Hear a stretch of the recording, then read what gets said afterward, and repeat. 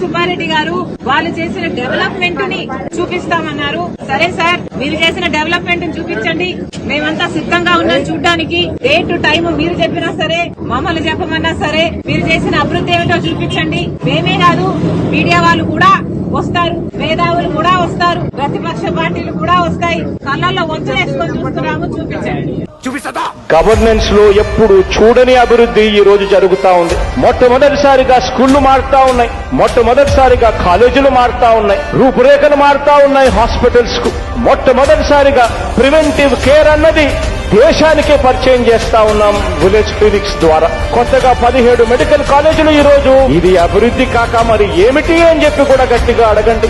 దేశంలో మా అన్న ప్రభుత్వం రాకమునుపు రాష్ట్రంలో ఉన్న మొత్తం పోర్టులు 4 లొకేషన్లలో 6 పోర్టులుంటే ఈ 4 సంవత్సర కాలంలోనే ఏకంగా మా అన్న ప్రభుత్వంలో మరో 4 సీపోర్ట్స్ ఈ రోజు వేగంగా కట్టడం జరుగుతా ఉంది అని కూడా చెప్పండి. ఈజ్ ఆఫ్ డూయింగ్ బిజినెస్ లో రాష్ట్రం వరుసగా 3 సంవత్సరాల పాటు దేశానికి ఆదర్శంగా నెంబర్ 1 స్థానంలో ఉన్నది కూడా మీ జగనన్న ప్రభుత్వంలోనే అని చెప్పి కూడా గట్టిగా చెప్పండి.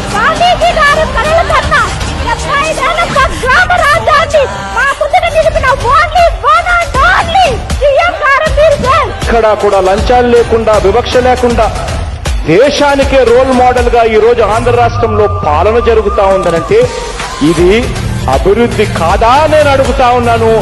మీరు కూడా అదే అడగండి అని అడుగుతా ఉన్నా.